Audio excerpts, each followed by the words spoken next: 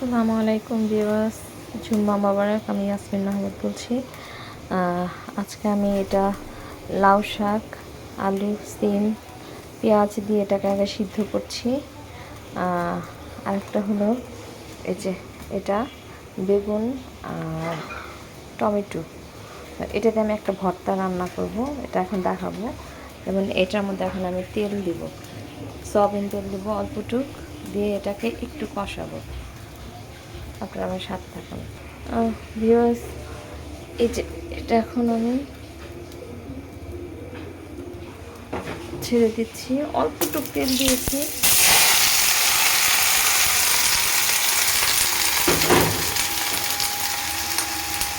এটা অল্পটুক তেল দিয়েছি। এখন এটাতে আমি ভিউয়ার্স এটাতে এখন আমি একটু অল্প অল্প করে হলুদের ফাঁকি,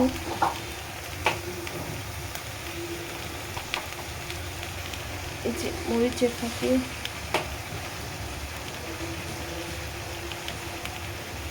একটু ধনিয়ার ফাঁকি আর অল্পটুকু লবণ দিলাম। দিয়ে এটাকে এখন আমি একদম ভালো করে মানে পেঁয়াজ, আমি কিন্তু এটার সাথে পেঁয়াজও কেটে দিয়েছি, পেঁয়াজ আলাদা করে বাগার দিইনি। তো এটাকে একটু ভালো করে সিদ্ধ করে নিয়ে তারপরে আপনাদেরকে দেখাবো এই ভর্তাটা আমি কীভাবে করবো। অনেক ইয়ামি এটা ভিউয়ার্স। এটা হলো সেই বেগুনের যে ভর্তাটা করবো বলছিলাম, ওটার পেঁয়াজ, রসুন আর শুকনো মরিচ। আর ওটা হলো এই যে, এটা হলো এই যে এরকম হচ্ছে, একদম শুকনো শুকনো ফুটছে। এটার মধ্যে এখন ধনিয়া পাতা দিচ্ছি। এখন মরিচটা ভেঙে এটার সাথে হাত দিয়ে চটকায়া তারপরে ভর্তা বানিয়ে ফেলবো, তারপরে হয়ে যাবে। আর এটা হলো আমার লাউ শাক। আমি লাউ শাকে হালকা পাতলা ভাজিতে একটু হলুদ দিই, না হলে আমার তো ভালো লাগে না, একদম সাদা ফ্যাকাশে খেতে ভালো লাগে না। আমি এটার সাথে একটু ধনিয়া পাতাও অ্যাড করব, যেহেতু সিম আছে, সিমের সাথে ধনিয়া পাতাটা না গেলে ভালো লাগে না। আমি লাউ শাকে ধনিয়া পাতাটাও দিই, মজা লাগে। আর যখন সিদ্ধ করছি তখন আমি এটার সাথে কাঁচামরিচ দিয়ে দিছিলাম।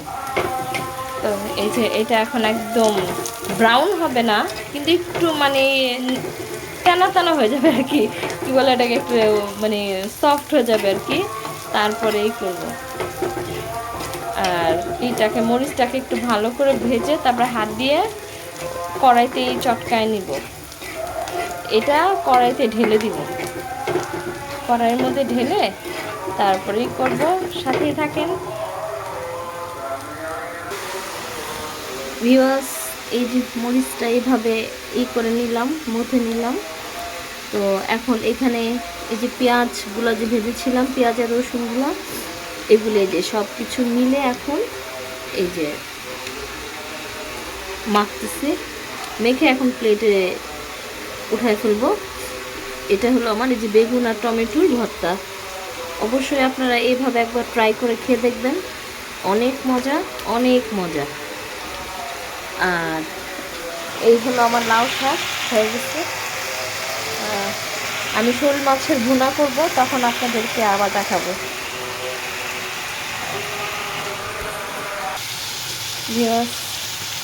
এটা শোল মাছের ভুনা করছি, পেঁয়াজ, এটাতে আমি তেমন কোনো মশলা দিব না, এই স্বাভাবিক হলুদের ফাঁকি, মরিচের ফাঁকি, ধনিয়ার ফাঁকি, বাস। এই আমার এই ভুনাগুলো আমি এভাবেই করি।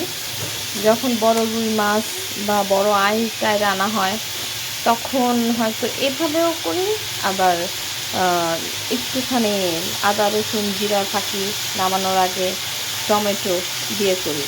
আর এরকম শোল মাছের ভুনাটা এইভাবেই করি। আর আমি খুব পেঁয়াজটা খুব মিহি করে করি, মানে পেঁয়াজটা আমি আমার নিজের হাতে কাটতে পছন্দ করি মাছ ভুনার। আর মেহমান আসলে আমি ভুনা এইভাবে করি না, পেঁয়াজটাকে তখন আমি বেটে নিই, বেটে তারপরে আলাদা মশলা টশলা কষাই, মাছটাকে আলাদা করে ভাজি, মাছটা প্লেটে সুন্দর করে সাজিয়ে রাখি, মশলাটা ওইটার উপরে আমি ছড়িয়ে দিই।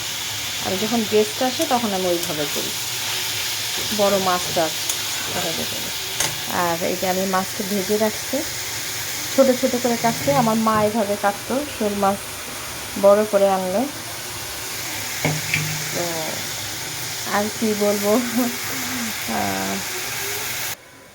যেটা শাকটা, এই যে ভর্তাটা এরকম হয়েছে। আর এই যে টমেটো ডাল রান্না করছি, টমেটো দিয়ে, দেশি টমেটো দিয়ে টক করে বেশি করে দিয়ে টমেটো দিয়ে ডাল রান্না করছি। আমি শুধু এটা পেঁয়াজ দিয়েই বাগার দেবো, আমি রসুন ইউজ করি না ডালে। সময় তো করি, সময় তো করি না, মানে বেশিরভাগই না করি না। পেঁয়াজ আমি এখন অল্প অল্প করে, এই যে অল্প একটু হলুদের থাকি, বেশি দিব না, ভোনাতে বেশি মশলা মজা লাগে না, খেতে টেস্টটা নষ্ট হয়ে যায়। মরিচের ফাঁকি,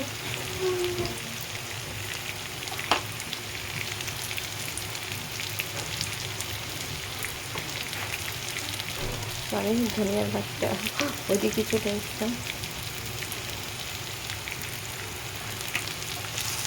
বাস, এই এখন একটু পানি ঢেলে দেবো, পানি ঢেলে দিয়ে তারপরে মাছগুলো দিয়ে দিব, হালকা একটু পানি দেবো, বেশি না। পেঁয়াজগুলো ভাজাতে নরম হয়ে গেছে, যদি বেশি পানি দিয়ে ফেলে তাহলে হয়ে যাবে, মানে পেঁয়াজটা একদম গলে গলে যাবে, খেতে মজা লাগবে না। তো পেঁয়াজ, আল্লাহ হাফেজ। এই যে আমার শোল মাছের ভুনাটা, আর এই যে ডালটা হয়ে গেছে, এই যে আজকের আমার রান্না। আল্লাহ হাফেজ।